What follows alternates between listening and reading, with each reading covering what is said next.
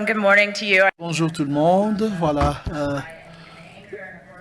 je suis correspondant donc d'une télévision et je couvre la région Afrique. Et je suis honoré d'être là aujourd'hui et pour aider donc dans ce panel sur la technologie. Alors nous n'avons pas beaucoup de temps. Nous allons donc nous assurer que nous avons donc des panélistes, mais c'est important de savoir, n'est-ce pas, ce sur quoi nous allons parler. Nous allons parler donc de nouvelles solutions pour appuyer, pour soutenir les investissements en infrastructure dans les pays à risque. Alors maintenant, parce qu'il y a des pays qui ont donc des problèmes de conflits, d'instabilité. Alors nous allons voir comment donc le secteur privé et le secteur public peuvent travailler ensemble. Et puis nous allons donc voir comment donc travailler avec la communauté des investisseurs. Nous avons donc avec cette conversation, d'abord nous avons Dercine Traoré, il est PDG dans General Insurance Balance, et nous avons Massoud Adessé, directrice générale d'une banque de commerce et de développement, et puis nous avons Christopher Tidji-Otolmi, qui est directeur qui travaille donc et puis nous avons aussi Mohamed Kochi, PDG pour l'Afrique subsaharienne à DP World. Alors, bienvenue. Donc, nous allons accueillir nos panélistes. Très bien. Très bien. Alors, où en sommes-nous? Voilà, c'est intéressant maintenant quand nous parlons donc de risques. Parfois, nous oublions les nuances donc par rapport à ces risques dans différents pays, dans la région. Et puis, peut-être qu'aujourd'hui, je voudrais commencer par vous. Donc, dites-nous, mais est-ce qu'il y a un appétit dans le marché? Est-ce que vous êtes en conversation avec les investisseurs? Y a-t-il un appétit pour des investissements dans des situations de risque? Quand vous parlez avec vos investisseurs, est-ce que vous voyez qu'il y a un appétit? Bonjour tout le monde. Bien sûr, merci pour m'avoir invité. C'est une discussion très fascinante et un sujet très fascinant, donc parce que nous avons toujours ce genre de problème tous les jours. Je crois que la réponse, c'est qu'il y a un appétit, mais il y a quand même quelques aspects. Et puis la sélectivité porte sur la nature du projet et des partenaires que vous avez dans le projet. Et puis, bien sûr, le secteur aussi. Alors, je ne peux pas mentionner les pays spécifiquement. Vous pouvez avoir un pays qui, en fait, est en train de recouvrer à partir d'un État et qui a échoué, mais il y a aussi des pays qui ont il y a aussi des profils risques selon les pays, et donc parfois c'est assez gérable selon les projets. Voilà. Alors, vous avez donc une sélectivité dans ce sens que vous avez un appétit, donc il y a des PPP qui ont lieu et parfois on peut parler des projets du secteur privé parce qu'il y a aussi des PP aussi dans des environnements à haut risque. Alors ici, il s'agit, n'est-ce pas, des détails comme vous le savez très bien. Et puis, je pense que les partenaires qui viennent à ce genre de projet, ils cherchent toujours... n'est-ce pas, des parties donc d'amélioration. Donc, ça peut être des instruments classiques, n'est-ce pas? Nous avons donc un spécialiste ici qui va en parler, mais parfois, ils veulent seulement avoir une présence donc de quelques autres investisseurs pour, n'est-ce pas, apporter certaines présences, certains éléments. Et puis, il y a aussi... dans les transactions, ça pourrait être, n'est-ce pas, une grande entreprise minière, donc pour avoir accès donc à ces services d'infrastructure. Donc cela aussi aide aussi à atténuer les risques ou le profil du risque pour des transactions spécifiques. Mais on ne peut pas dire que cela va être disons, ouvert donc chaque fois que tout le monde va venir dans un environnement à haut risque. Et puis il y a aussi des nuances aussi. Aujourd'hui, il y a, n'est-ce pas, un mélange, n'est-ce pas? Donc, cela peut s'appliquer à certains secteurs spécifiques, avec différentes infrastructures, notamment avec le climat, ainsi de suite. Mais en plus, donc, de l'atténuation des risques, il doit y avoir aussi l'amélioration du crédit, puis les aspects financiers du mélange. Et cela peut aider dans les pays qui ont donc des risques de convertibilité, qui ne peuvent pas, n'est-ce pas, avoir, n'est-ce pas, les primes qu'il faut. Voilà. Alors... Donc, est-ce que vous voyez cela là où vous êtes, par exemple, à BI? Est-ce que c'est le même sentiment que vous entendez donc de la part des autres, de la communauté des investisseurs? Bien sûr, tout le monde, merci beaucoup. Je suis donc heureux d'être dans ce panel.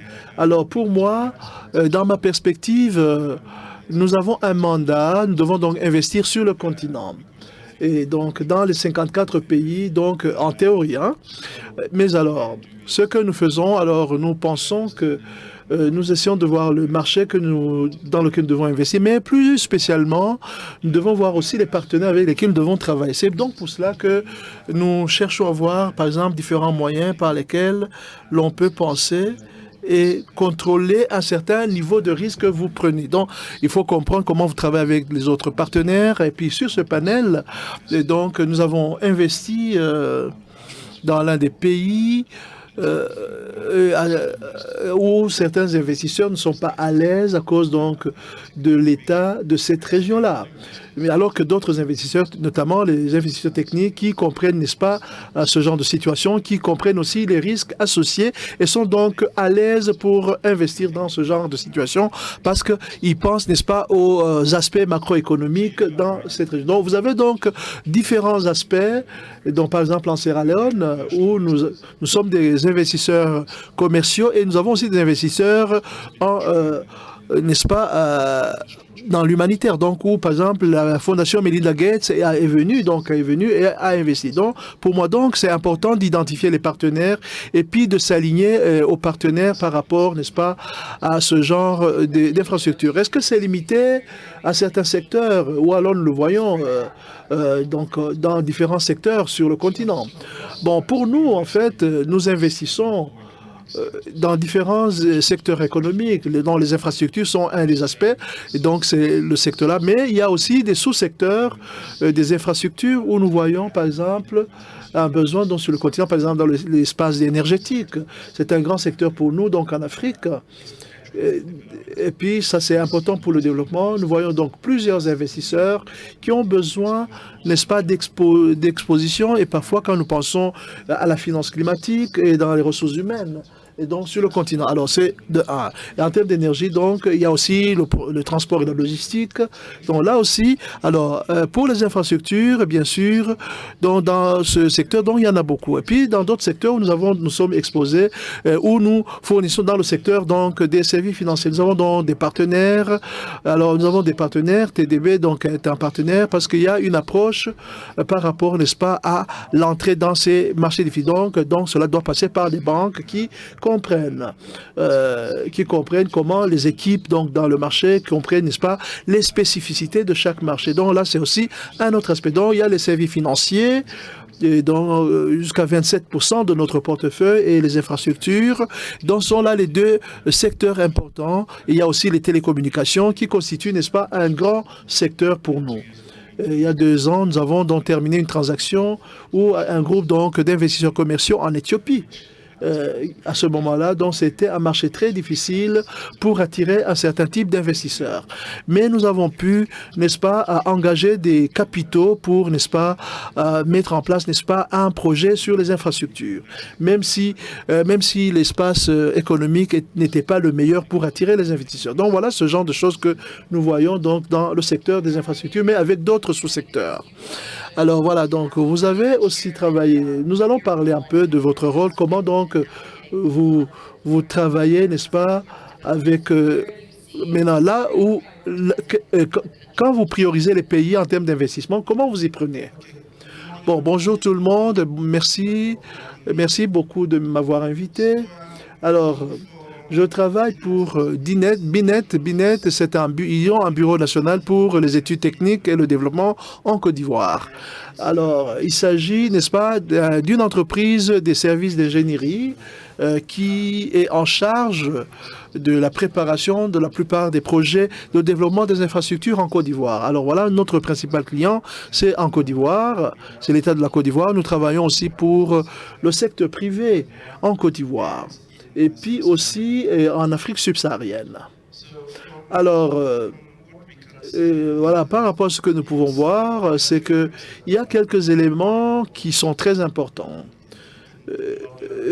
afin de pouvoir faciliter les investissements publics et privés. Alors, le premier élément dont je peux parler, c'est la préparation des projets. Alors, quand on parle, quand nous disons qu'il y a donc un risque dans un pays ou alors il y a un risque dans tel projet, comment est-ce qu'on peut atténuer les risques? Alors, il faut s'assurer que vous avez un projet où vous avez mené des études de faisabilité. Par exemple, il doit y avoir un élément qui est très important pour aider à atténuer les risques du projet.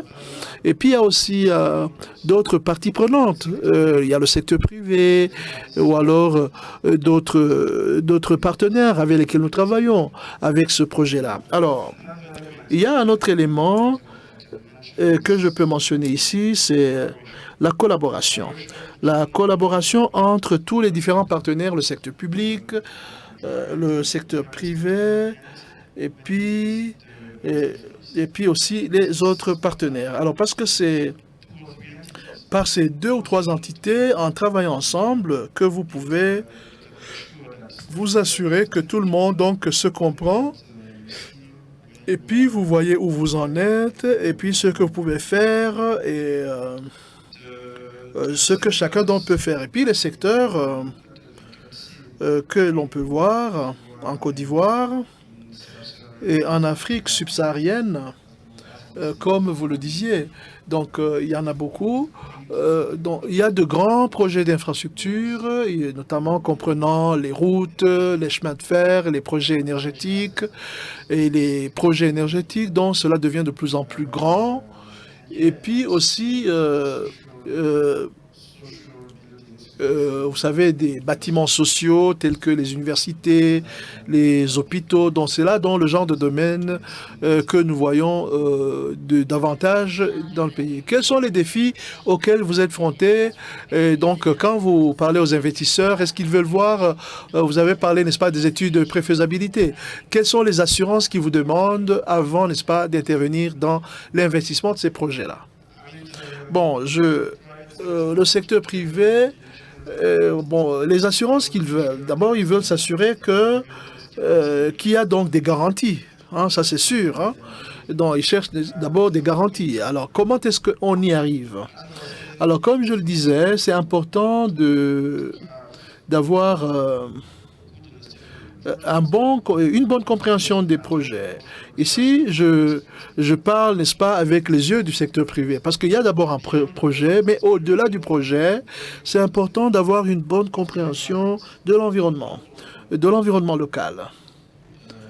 Alors, et là, je parle, n'est-ce pas, de l'environnement institutionnel, de l'environnement réglementaire, de l'environnement opérationnel. Donc, tout cela est très important.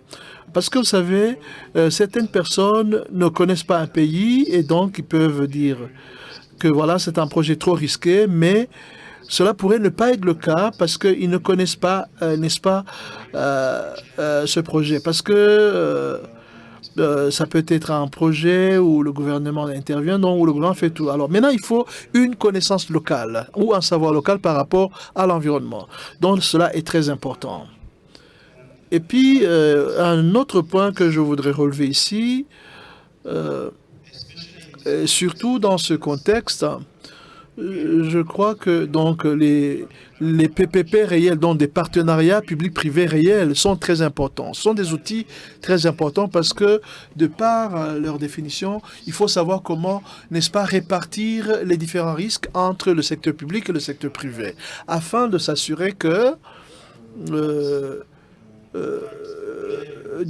les acteurs donc savent comment, n'est-ce pas, s'en sortir avec les différents types de risques. Alors maintenant, par exemple, ça peut être une pension, donc à partir d'un investissement initial du secteur privé, ou alors une garantie de recettes ou bien de trafic. Donc voilà, donc sont là des éléments qui sont demandés et donc par le secteur privé avant de s'engager. Alors maintenant, dites-nous, j'imagine que il y a Delphine. Je pense qu'il y a aussi le secteur de l'assurance doit intervenir parce que étant donné le risque élevé, le niveau élevé des risques dans ce genre de projet. Comment est-ce que vous, au niveau de Sanlam, vous intervenez? Comment est-ce que vous aidez à soutenir certains de ces projets-là? Bonjour et bien sûr de m'avoir invité. Peut-être je voudrais commencer parce que je crois que le secteur de l'assurance a tendance à être sous-estimé dans ce genre de discussion, souvent. Alors, si on peut parler donc de Sanlam, dont nous sommes dans 17 pays, nous connaissons les risques, nous sommes une assurance de risque, donc les compagnies d'assurance s'occupent des risques. Il y a aussi, nous savons les risques liés, les risques politiques, les risques donc, liés aux projets, différents projets. Donc, par rapport à la couverture que nous avons, que ce soit des risques politiques, que ce soit, n'est-ce pas, les risques de défaut de remboursement ou de paiement, ou alors dans tous les investissements que vous devez effectuer, la part que nous avons tendance à oublier, c'est que le secteur de l'assurance en Afrique, c'est que nous devons inclure tout le secteur de l'assurance. Et puis l'année passée, environ 80, c'était donc un marché de 85 milliards de dollars. Nous espérons qu'on aura 100 milliards de dollars d'ici 10 ans. Alors, donc, les compagnies d'assurance sont aussi des gestionnaires d'actifs.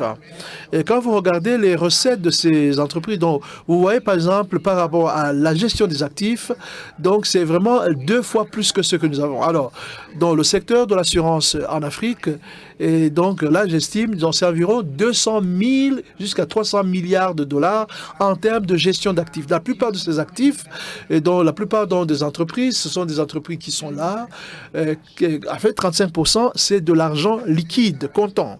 Donc, c'est ça. Donc, alors, pourquoi est-ce que c'est de l'argent qui reste là sous forme donc de liquidité? Parce que vous ne savez pas comment investir. Donc, vous n'avez pas donc de marché, de capitaux. Vous investissez dans les obligations des gouvernements, dans les infrastructures de projets, dans des projets d'infrastructures sur le continent. Mais la plupart des fois, l'argent reste là et bien, donc, parce qu'on n'a pas des experts en financement, on ne peut pas leur prêter l'argent, mais voilà, donc, il y a cet argent qui reste là sans fonctionner et personne ne vient utiliser cet argent. Donc, on ne vient pas chez les compagnies d'assurance pour, n'est-ce pas, nous en parler comme des investisseurs. Parce que voilà, vous savez, c'est ce que j'ai remarqué. Bon, voilà, je suis donc à Sanlam depuis plus de 10 ans, où quand les gens pensent aux assurances, ils pensent, n'est-ce pas, à l'assurance maison, à l'assurance de leur véhicule, voilà, ainsi de suite. Mais ce qu'ils oublient, c'est que l'argent pour la retraite est quelque part et ne fait rien. Alors, vous devez donc assurer, il faut investir pour que cet argent puisse produire des intérêts. Donc, voilà, le secteur donc, de l'assurance, donc, on ne lui prête pas beaucoup de confiance, mais nous pouvons donc, quand vous voyez par exemple l'alliance donc au niveau du groupe, alors nous avons donc différents types de financement mixtes donc, qui peut aider donc à investir en Afrique. Alors, mais je pense que le secteur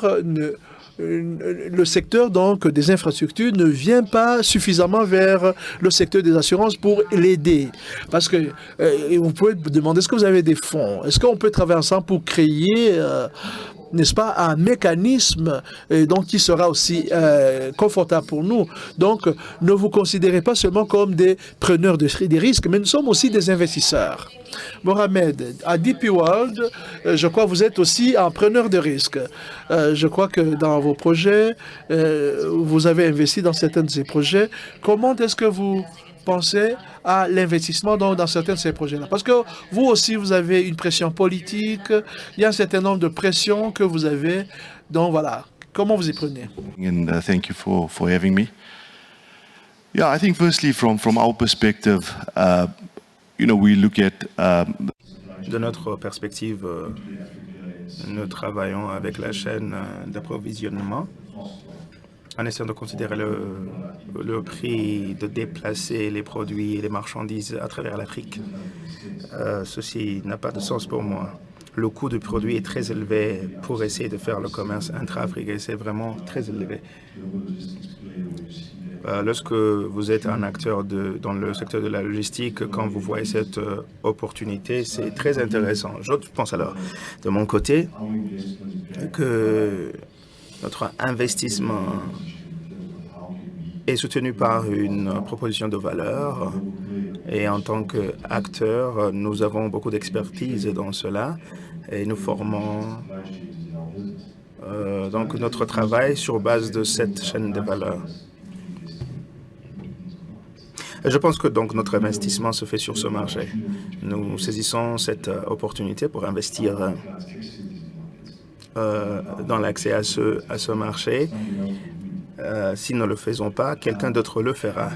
Et je pense que, troisièmement, le point a été mentionné, nous investissons dans le business des autres entités pour pouvoir investir dans des zones industrielles, ainsi de suite. Ceci atténue le risque au niveau africain parce que nous connaissons le business ou les affaires. Et maintenant, parlant des risques politiques, pour moi, ceci revient à relations de gouvernance de parties prenantes et on essaie de considérer les partenaires locaux. L'Afrique est faite de plusieurs marchés avec de nuances relativement différentes. Et maintenant, je dirais également que la diversification est importante parce que les choses peuvent ne pas bien marcher en Afrique. On pourrait avoir une crise de monnaie, une crise monétaire. On peut avoir un événement politique important qui pourrait avoir des effets néfastes. Ça veut dire qu'il faudrait diversifier le business, les affaires, dans les 48 pays de l'Afrique subsaharienne pour ne pas se concentrer sur un seul domaine de chaîne de valeur, de l'exportation. Les services de transport devraient être diversifiés. Nous devrions donc diversifier notre portfolio pour essayer de déplacer les marchandises et déplacer les produits avec les marchandises ainsi de suite dans des containers. Je pense que, alors, pour nous, ceci nous donne la confiance d'investir dans ces marchés et de faire la diversification pour dire que nous avons vraiment le muscle d'entrer dans ces marchés, de travailler avec des partenaires locaux. Voilà, je pense qu'avec cela, nous allons bien réaliser une expansion en Afrique subsaharienne. Nous avons également investi il y a 5 ans 5 milliards de dollars en Afrique et nous aimerions encore investir le montant similaire dans 5 ans. J'espère que nous aurons un appui pour cela. Je suis très positif, alors très enthousiaste par rapport au développement des infrastructures en Afrique, parce que ceci acte sur notre perspective de réduction du coût de transport. Comme cela a été mentionné,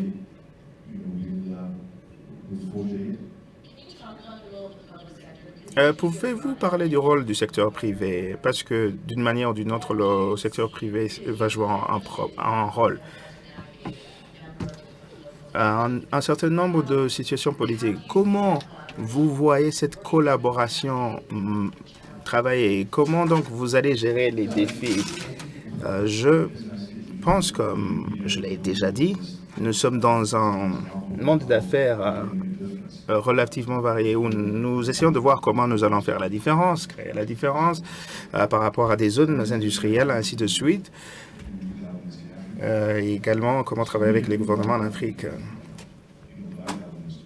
Et également, ce que nous aimerions, c'est de demander, c'est d'essayer de pénétrer de nouveaux marchés émergents. Et de manière beaucoup plus large, nous avons des concessions ici et là. Nous avons des concessions. Et ces concessions nous permettent d'être impliqués dès le départ pour essayer de comprendre comment les investissements seront appliqués. C'est vraiment une vraie collaboration, un partenariat. Et nous investissons dans des pays où nous avons des bonnes relations. Nous partageons la même vision avec le gouvernement de changer les infrastructures logistiques dans la plupart de nos terminaux. Nous avons cet alignement en termes de ce que nous pouvons apporter comme différence. L'investissement, ce n'est pas seulement au niveau des ports. Nous développons donc des industries. Nous développons dans des zones industrielles pour pouvoir créer des possibilités pour des pays et créer ces zones de libre-échange. Je pense que nous investissons dans des ports, dans un business portuaire. C'est des concessions que nous obtenons. Et c'est un écosystème qui nous permet de bien fonctionner. Lorsque vous faites cela, lorsque vous êtes très clair de la manière dont vous allez agir de par notre expérience, vous pouvez donc avancer. Quel est le rôle du secteur privé de votre point de vue? Parce que nous parlons des infrastructures, nous devons dire que le secteur public est toujours un partenaire important. Mais il faut savoir quel secteur privé. Donc, c'est une question importante. Quand vous parlez d'innovation, quand vous parlez des normes du gouvernement, ce qui est très important à voir, c'est l'aspect coopératif qui est... Il y a le partenariat qui se fait, qui se forme. Lorsque vous travaillez avec les ministères, avec des co-investisseurs, vous travaillez avec un partenaire expérimenté pour avoir une compréhension sur les normes, ainsi de suite, avec le secteur privé.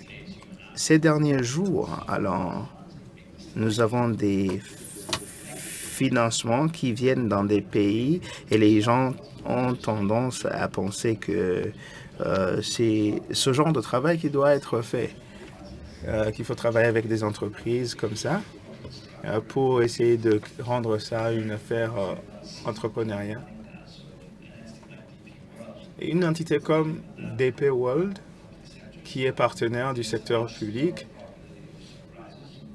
aura moins de probabilité de surprise parce que c'est une entreprise toute faite. Nous voyons beaucoup plus donc de possibilités au niveau du secteur public. Des fois, nous faisons un jugement général que le secteur public est vraiment un problème. C'est pas toujours le cas. Ça a été le cas dans le passé, mais aujourd'hui, c'est relativement mixte. Les choses sont relativement différentes. Je pense que le continent est devenu beaucoup plus sophistiqué. Est-ce que vous pensez que la communauté internationale comprend ça? Je pense que durant 20 dernières années, il y a des projets PPP au niveau de l'Afrique subsaharienne. Il y a eu des projets réussis. Si vous considérez les années 90, vous continuez à avoir des projets PPP qui sont réalisés aujourd'hui.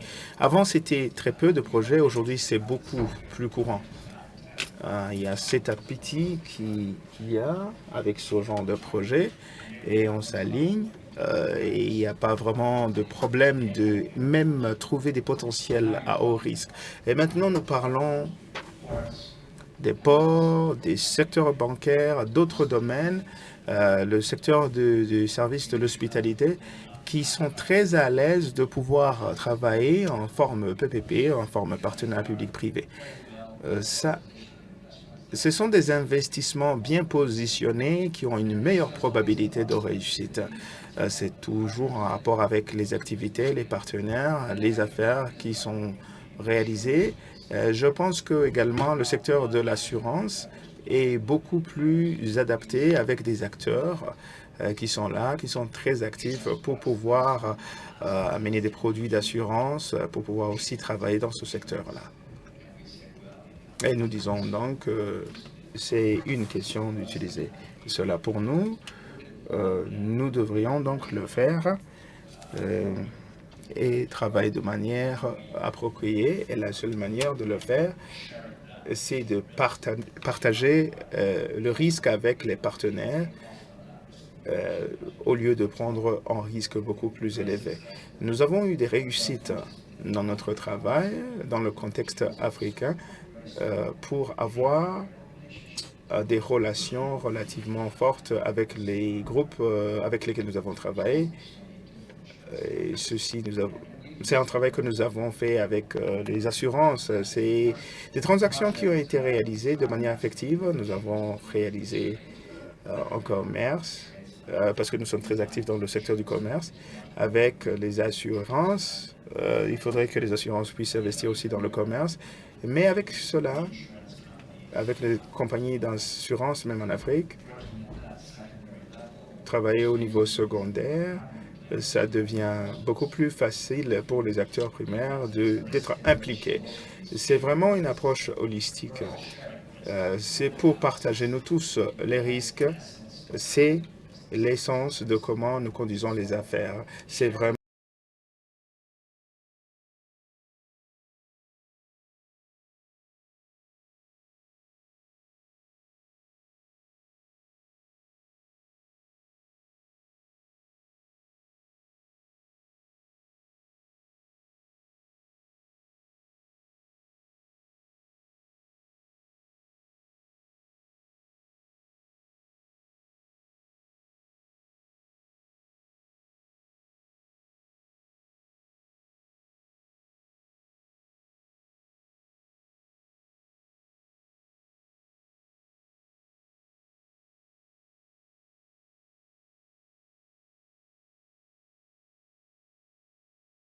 Vous avez une situation où vous devez avoir une transaction qui exige beaucoup de partage de risques. Vous regardez, essayez de voir qui peut m'accompagner dans ce parcours-là.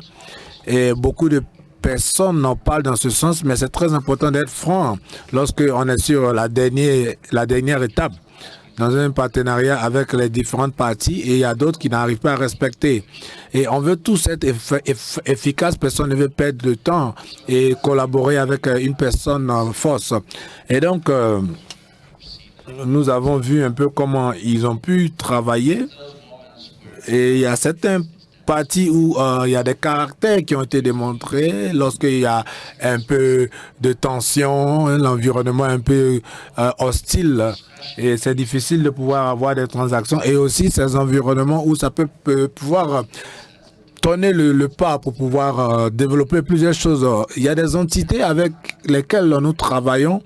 Nous voyons qu'ils peuvent vraiment gérer beaucoup de choses. Donc, nous avons vraiment eu le support de BII pour certaines de nos transactions, mais nous avons eu d'autres deals avec BII où ils ont pu vraiment combler beaucoup de disparités et on a pu travailler avec BII et d'autres banques commerciales qui étaient prêtes à faire le deal. Il y a eu d'autres partenaires aussi qui faisaient toujours partie du cercle, mais malheureusement ce partenaire à la fin n'a pas pu continuer. Donc vous devez voir aussi les juridictions. Souvent vous pensez que vous avez un cercle fermé, mais une personne va vous surprendre et venir s'ingérer.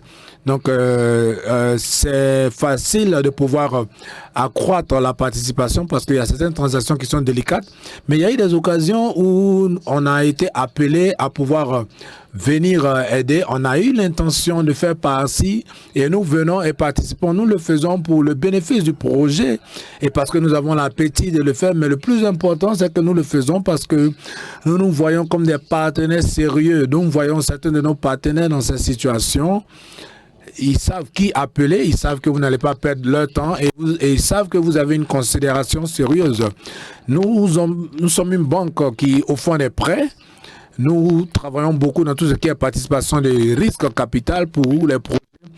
Et nous le faisons pour pouvoir briser le cercle. Nous travaillons sur des projets très importants qui sont célébrés, par exemple, au Kenya. nous avons eu un risque de capital, un participant aussi qui, à la dernière minute, est sorti et est obligé de s'engager avec une dette très senior. Et on a vu que si quelqu'un ne peut pas venir aider parce qu'il y a des fonds propres, et on a eu personne qui nous a abandonné à la dernière minute, on a été obligé de se retourner vers le comité et voir comment est-ce qu'on pourra vraiment aider. On ne voulait pas vraiment mettre de profond de façon totale, mais on a essayé de voir si on pouvait mettre des dettes de façon subordonnée, avec un thème de paiement moindre pour pouvoir aider à réduire l'écart. Donc, c'est la raison pour laquelle vous avez besoin de partenariats solides. Et comme Mohamed l'a dit, si vous ne le faites pas, les choses vont pas vraiment fonctionner. Et lorsque les choses ne se passent pas bien, est-ce que vous avez les personnes dans le secteur qui vont dire, OK, essayons d'être pratiques, trouver des solutions.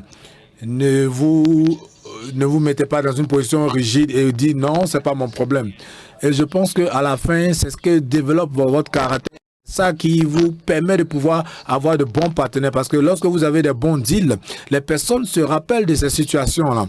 Ils savent que vous n'êtes pas là juste pour les bons moments, mais lorsqu'il y aura des moments difficiles, vous serez présent. Et donc, c'est comme ça on fait un bon business. Vous devez être présent dans les bons comme dans les mauvais moments. Chris, est-ce que vous avez eu la même expérience? Oui, je pense que tout à la résumé, nous avons investi dans le continent, ça fait plus de 6 à 7 ans et parmi ce temps-là, on a vu beaucoup de choses. Et la raison pour laquelle les solutions basiques sur comment on peut investir en Afrique, c'est pourquoi le partenariat est très important et c'est clé. Et pour parler un peu sur plusieurs choses qui ne se sont pas vraiment bien passées, et que nous ne célébrons pas ou nous ne publions pas beaucoup d'investissements qui ont vraiment eu du succès, surtout dans le domaine de l'infrastructure, parce que on ne fait que parler des mauvaises nouvelles et c'est ce que les gens ont la plus de voir. Mais si je peux vous donner des exemples, nous avons eu un partenariat de 1,7 milliard de dollars. On a eu un partenaire technique qui nous a aidés, qui est très engagé dans le continent. Et aussi, l'essence de ce partenariat-là nous a beaucoup aidé. On a eu à avoir des capitaux, des intérêts de développement dans le continent et le partenaire comprend qu'il peut arriver que les choses ne se passent pas bien. C'est voir comment est-ce qu'on peut faire face à des situations lorsque ça ne va pas. On sait qu'on peut négocier avec le gouvernement ou trouver des solutions. Donc, ce sont beaucoup de choses que nous voyons. C'est très important de voir un peu toutes ces différentes thèses d'investissement.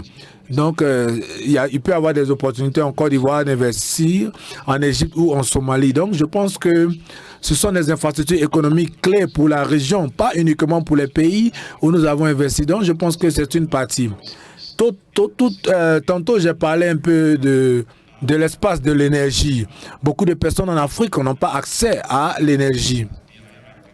Et en tant que BII, j'ai investi dans beaucoup d'entreprises d'énergie dans le continent pour pouvoir aider ces compagnies qui fournissent de l'électricité. Et ce que nous avons vu, partout où nous avons investi dans l'énergie, on a vu la croissance du PIB. Donc, on a aidé beaucoup de pays où nous avons investi, où le gouvernement paie, où les gens paient parce qu'ils ont vu le bénéfice de ce que nous avons fait. Mais en même temps, ce que nous voyons un peu, c'est qu'il y a des partenaires qui n'ont pas dans le continent la capacité de pouvoir mettre le pas, mais parce qu'ils avaient moins de capitaux. Et ce n'est pas vraiment ce que vous voyez en tant que développement dans vos pays. Vous voulez des partenaires qui comprennent qu'il y aura des hauts et des bas, mais c'est comment vous pouvez concevoir, comment vous pouvez utiliser les bons instruments pour pouvoir aller de l'avant. Et donc, nous avons pu développer 1,3 milliard de dollars en Afrique. La plupart, c'était dans le finance du climat et aussi dans les services financiers. Nous devons investir 1,2 milliard de dollars de façon annuelle et c'est la cible que nous avons. Nous avons des investissements dans 700 pays dans le continent. Oui, nous concernant, nous sommes engagés, mais le gouvernement ne va pas se développer seulement avec les capitaux que nous avons. Nous avons besoin de plus de capitaux. Donc, en racontant les histoires des bonnes nouvelles, et expliquer aussi comment vous avez pu traverser les mauvais moments. Je pense que les histoires que nous avons pu donner sur DFI, en termes de marché, au-delà des barrières, je pense que nos pairs de PFI, par exemple FMO, nous avons une initiative qui s'appelle ARIA, l'accélérateur de la résilience africaine d'infrastructures.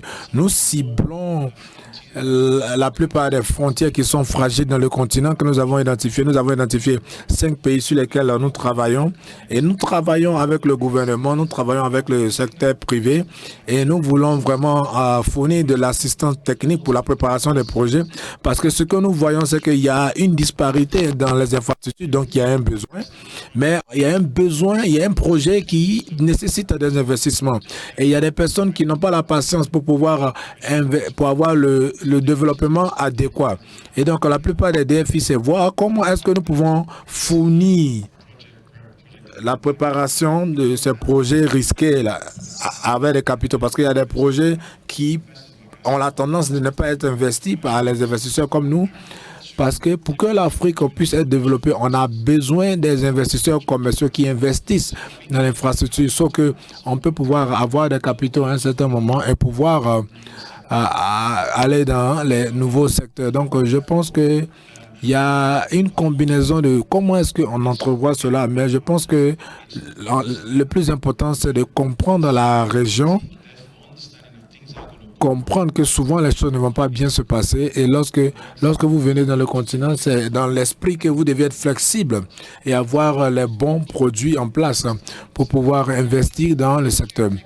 Delphine, dans le secteur de l'assurance, qu'est-ce que vous pensez qu'il pourrait développer? Je suis assis, j'écoute tous ces projets à plusieurs milliards qui assure tous ces projets, messieurs. C'est fascinant parce que on a toujours dit que le secteur d'assurance doit se développer en Afrique. Nous investissons en Afrique et nous, en particulier, nous avons investi beaucoup pour nous assurer que ces projets sont assurés sur le continent. Et les défis que nous voyons, et les financiers peuvent me dire, on a très important de s'assurer que la plupart des entreprises qui sont dans l'assurance dans l'Afrique sont limitées par le taux. Donc, c'est pour ça que les compagnies s'assurent que si nous avons un parent qui est héritier, l'entité que nous utilisons en Afrique est soutenue par le parent qui est héritier. Et donc, nous pouvons soutenir les projets et assurer les projets qui n'ont pas besoin que l'héritier, que les investisseurs internationaux veulent, mais avoir la capacité de pouvoir donner un taux A de 200 à 300 millions de dollars. Je suis ici, je dis peut-être que je dois ajuster le budget. Je vois mon équipe ici. Lorsqu'il s'agit de développement, donc je pense que c'est très important qu'on travaille de façon étroite ensemble. Tous les financiers qui sont sur la table, qui soutiennent tous ces projets, ne vont pas juste aller à Londres, par exemple. Si nous allons... Le secteur risqué, vous prenez ce risque-là, vous assurez le risque. Nous, en tant qu'industrie africaine dans l'assurance, nous prenons aussi ces risques, mais nous voyons aussi les projets qui ne sont pas aussi larges pour faire la différence dans le secteur. Donc, ce que j'attends de vous ici, qui sont assis ici, qui travaillent sur les projets, s'il vous plaît, appelez-nous. Je ne parle pas juste de Salam Alliance, mais pour d'autres compagnies, c'est que Zepri. Donc, nous sommes aussi un actionnaire dans beaucoup d'entreprises en tant qu'entreprise africaine dans l'assurance. Donc, si nous voulons travailler dans ce projet-là, nous allons croître notre capacité.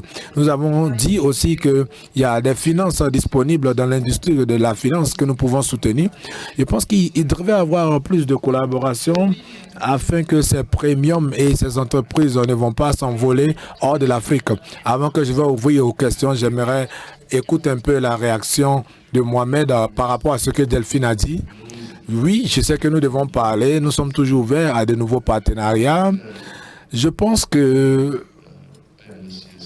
tous les panélistes ici ont dit déjà ont déjà tout dit. Je vais juste ajouter que souvent,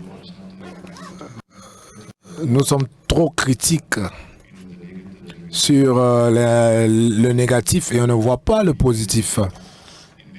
Et en tant qu'investisseur sur le continent et financier aussi, et aussi des donateurs en Afrique ici, on doit vraiment se concentrer sur ce que on doit se concentrer sur le succès, parce qu'il y a eu beaucoup de succès. On doit regarder un peu, regarder le verre qui n'est pas vraiment rempli, ce qui veut dire que on doit regarder de façon globale que ici en Afrique, il y a beaucoup d'entreprises qui ont du succès, qui font du bon travail, parce qu'on voit une croissance qui est vraiment solide et on continue toujours de le voir. Et donc, si vous continuez à voir le risque et le mauvais côté, je pense que vous allez perdre des opportunités. Vous devez aussi le faire de façon mesurée. Et je pense que pour nous, le succès a été diversifié. Vous ne pouvez pas mettre vos œufs dans un seul panier en Afrique. Et ce qui est bien, c'est que c'est un continent qui est divers. Il y a beaucoup de marchés. Vous pouvez créer une diversification. Et donc, merci. Je pense que Delphine a eu un très bon point pour parler de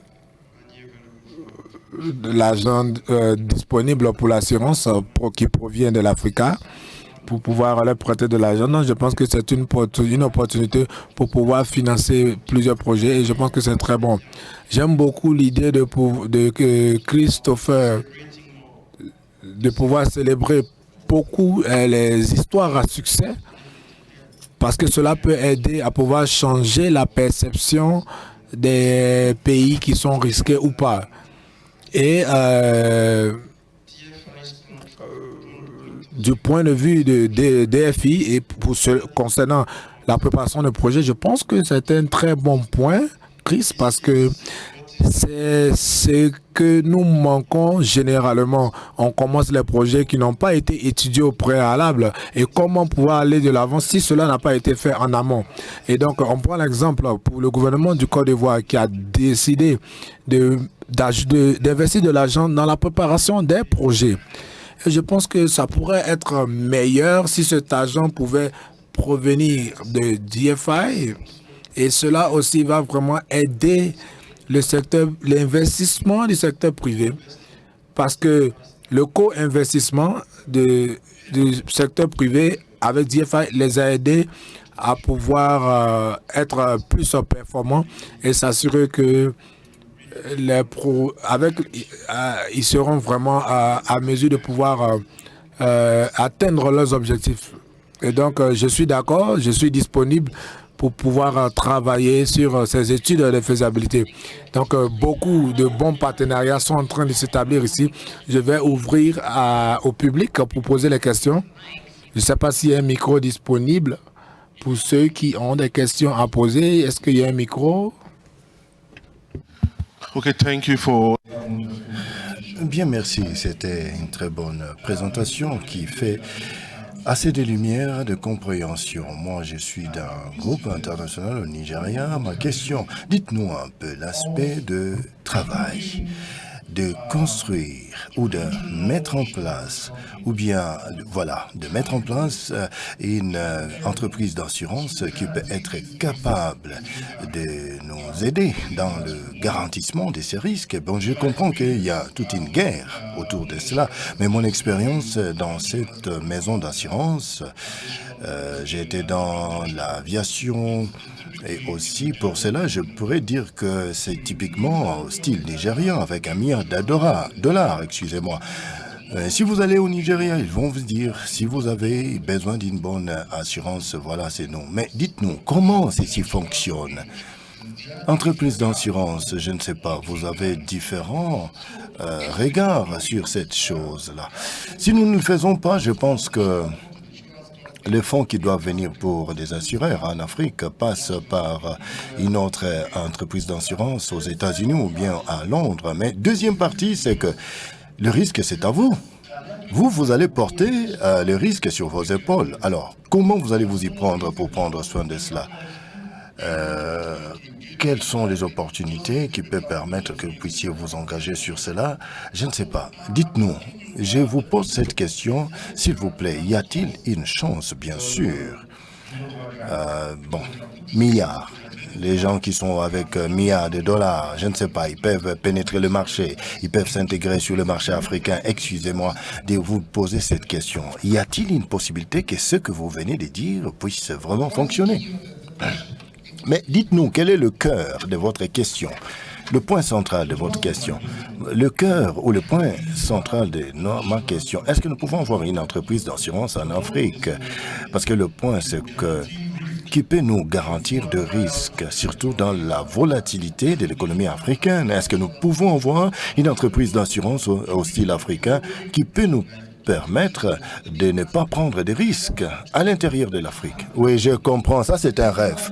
Mais ce n'est pas impossible de toutes les façons, parce que je pourrais vous présenter un peu l'architecture de la constellation des entreprises d'assurance en Afrique. C'est un peu sur les capitaux. D'abord, avec ce que les agents de réglementation sont en train de faire actuellement, c'est quoi? Ils gonflent un peu les capitaux, d'accord? Et avec cela, ils peuvent avoir la capacité de contrecarrer les risques, généralement.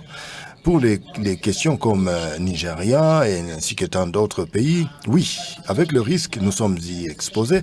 Malheureusement pour nous, surtout dans un espace comme tel, pour s'exprimer librement, mais il y a aussi quelques espaces où nous pouvons réaliser tout bonnement notre marge de manœuvre pour atténuer les risques et aussi les capacités pour savoir comment tenir au regard face à face avec le risque. C'est ce que nous allons faire. Nous, en tant qu'entreprise d'assurance, nous n'avons pas besoin seulement de rester dans le rêve, mais comme je le disais, nous avons besoin de renforcer les capacités continuellement et essayer de consolider les capitaux des entreprises d'assurance.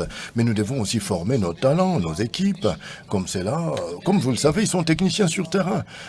C'est eux qui sont au courant de pertes. Vous, au Nigeria, vous connaissez personne à Londres. Vous pouvez peut-être venir auprès de Salam ou bien n'importe quelle entreprise au Nigeria et demander quelque chose sur votre argent. Mais ensuite, ces gens-là, si vous les approchez pour demander quelque chose autour de votre risque, ils vont se connecter avec Londres. Donc, comprenez, actuellement, nous sommes en train de gonfler les capitaux, nous pouvons former nos agents pour qu'ils puissent bien comprendre. C'est un rêve, mais je crois certainement nous y arriverons quelque part. Bon, merci. Écoutez, pour revenir un peu sur ces commentaires, pour parler un peu à l'extérieur des cadres de confiance ou confidence, je comprends, c'est un rêve. Mais bon, les rêves qui viennent et qui nous présentent aussi de défis. Mais c'est à vous de parler, savoir l'Afrique. African Ray, ce sont des institutions que nous avons besoin de voir dans l'avenir devenir des institutions très fortes. Mais nous avons aussi ATI ou TD. Ça, c'est aussi une autre entité d'assurance très forte. Sur l'étendue du continent, ils sont très bien dans leurs opérations. Et bien sûr, je comprends qu'ils ne peuvent pas prendre les décisions elles-mêmes, ces entreprises-là. Ils sont en Afrique, d'accord, mais les décisions proviennent de Londres. Nous jouons notre rôle en tant que TD, entre guillemets. Nous essayons d'évoluer dans la même cadence, même avec Zepre, Africa Zepre. Bon, question transaction, c'est bon, les institutions sont là, nous évoluons très bien, mais notre bon sens, c'est quoi? Ça nous interpelle tous de savoir comment dérisquer nos opérations. De toutes les façons, nous dépendons de certaines politiques provenant de l'Occident, telles que ça a été écrit. Bon, c'est à vous de savoir où retrouver une zone de refuge pour rentabiliser de toutes les façons, pour récupérer ce que vous envisagez récupérer. C'est difficile. Mais en tant qu'assurance, entreprise d'assurance, je comprends, il y a beaucoup de choses qui se passent derrière les rideaux. C'est à vous de savoir comment arriver jusqu'au niveau de l'esprit de ce processus pour voir comment vous pouvez garder vos polices d'assurance, être beaucoup plus gérables. C'est ce que nous pouvons apprendre. Je sais qu'il y a des profits, que nous ne puissions pas avoir des revendications, des doléances, des réclamations. C'est un problème, hein? Mais ça, c'est un problème pour tout le monde. tous les dérapages, tous les défis, tous les problèmes de risque, c'est interconnecté. C'est la raison pour laquelle nous devons être beaucoup plus ouverts dans notre esprit, dans notre démarche de pensée. Nous devons être des bons acteurs dans cet écosystème d'entreprises d'assurance pour donner satisfaction à tout le monde et que tout le monde ne se sente pas un peu laissé de côté. Je sais, il y a beaucoup de choses qui se passent. Je peux vous donner quelques éléments peut-être plus tard pour vous dire qu'il y a beaucoup de choses qui se passent. Je ne sais pas. Y a-t-il une autre question dans la salle, s'il vous plaît? Bien, merci. Bon après-midi. J'étais vraiment bien encouragé d'écouter les commentaires de Chris sur la conscientisation autour de la visibilité, surtout la communication avec le père. Je comprends la valeur, je comprends l'importance qui ne fait que venir entrer en jeu. Évidemment, c'est un sujet qui dépasse peut-être l'espace de cette audience. Peut-être on pourra peut-être nous retrouver en bilatéral. Mais dites-nous un peu quelles sont les bonnes informations de manière à ce que nous puissions bien comprendre votre pensée, Monsieur Christopher. Parce qu'avec ce que les panélistes ont parlé de la communication entre le père, comment nous pouvons nous soutenir mutuellement pour que nous puissions démarcher de l'avant et atteindre nos objectifs tels que nous avons envisagé ces objectifs. Mohamed, je pense que vous pouvez commencer par donner une réponse. Oui, je comprends, il est tout à fait important pour nos affaires. Et clairement parlant, nous avons de toutes les façons des stratégies que nous avons mises en place pour jouer notre jeu. Voilà. Les canaux de communication, nous les savons très bien, c'est très important parce que ça sont des corridors de passage de nos informations. Il y a des allers-retours en termes de communication avec nos clients. Les clients ne doivent pas se rétracter, ils doivent se servir de nous. Nous voulons transformer nos affaires pour devenir, par exemple, une affaire de logistique. Et être présent sur la chaîne de valeur de logistique et être de bons pairs, de bons acteurs, de bons éléments de communication pour que nous puissions laisser le message passer vers l'autre côté. Mais comprenez, nous avons au sein de notre organisation plus de milliers de personnes. L'esprit de la transformation, je comprends, c'est bon parce que nous avons besoin de monter un peu le palier de l'échelle pour devenir un peu de logisticiens à dimension internationale. Ce qui signifie que nous devons avoir du travail à faire. Il faut nous focaliser sur certains aspects qui nous échappent. Alors, comme quoi, renforcer les relations avec le gouvernement, renforcer les relations avec la clientèle, renforcer les capacités, surtout en ce qui concerne la communication avec le père. Non seulement à cause de la nature de nos affaires, mais tel que je l'ai dit tout à l'heure, des fois, il y a des dérapages. Vous savez, les imprévus ne sont pas prévisibles. Il y a toujours ces aspects d'imprédictibilité qui peuvent vous faire en sorte que vous puissiez être capable de vous y prendre, porter vos responsabilités techniques et administratives sur les épaules. Surtout pour l'Afrique, c'est très complexe. Tantôt, vous voulez essayer de réaliser une manœuvre, mais ça devient très difficile parce que l'espace est vraiment tellement rétréci. Alors, moi, je pense qu'en termes de communication, pensons toujours sur l'esprit de transformation et puis de changement. Voilà. Qui d'autre? S'il vous plaît, merci. Qui d'autre? Bon, je voulais rebondir dans le même sens pour dire aussi que dans ces mondes de connectivité, ça c'est vraiment un monde qui nous demande, qui nous interpelle tous de comprendre le pouvoir, la puissance de la communication avec le public. Vous comprenez? Parce qu'avec l'engagement, des engagements qui peuvent vous amener de quitter un peu votre sphère d'opération à l'interne, c'est-à-dire dans votre entreprise. Vous pouvez aller plus loin, toucher même les investisseurs. Mais si vous ne pouvez pas être courageux, vous allez tuer et écraser le système que nous recherchons de mettre en place. Raison pour laquelle je pense qu'actuellement, le monde est vraiment au courant de ce qui se passe actuellement en Afrique. Deux fois, certaines personnes regardent l'Afrique depuis l'extérieur et ils n'arrivent pas à comprendre la réalité sur terrain. Ce que nous voulons quoi? Avant de critiquer, avant de dire quoi que ce soit, ne parlez pas depuis l'extérieur, venez sur terrain. Vous allez rencontrer des investisseurs, prêtez oreille à leurs explications et vous pourrez être quelque part un peu réaliste. Parce que vous ne pouvez pas commencer à engager les gens sans pour autant qu'ils puissent avoir embrassé une réalité quelconque. D'abord, il faut le tableau de la réalité africaine. Il faut bien comprendre le contexte de l'Afrique, l'architecture des relations au niveau de l'Afrique. Écoutez, laissez-moi vous dire une chose. Il y a une force qui se cache derrière le rideau africain. La communication, c'est important. Nous avons besoin de savoir comment nous pouvons engager. Question de démystifier l'Afrique, parce que jusque-là, le tableau qui a été peint devant certaines personnes, c'est tout à fait autre. Ce qui fait de la stéréotypie, un peu négative, etc. Mais venez atterrir en Afrique, ouvrez les yeux, regardez l'Afrique dans ses réalités. Vous allez comprendre qu'il y a des gens qui regorgent assez d'expérience ici au niveau de l'Afrique. Je comprends. Il y a même certaines personnes qui viennent en Afrique pour la première fois et ils rencontrent une tête, deux têtes, trois têtes et puis ah, je connais cette personne. Mais non, c'est pas seulement ça.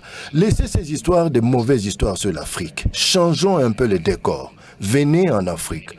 Je suis tout à fait d'accord avec la personne ou la dame qui avait posé cette question pour essayer de toucher, de palper un peu les réalités sur comment amener plus d'investisseurs en Afrique, pour surtout essayer de laver un peu la compréhension de certaines personnes qui n'ont pas une clarté de compréhension sur les affaires en Afrique.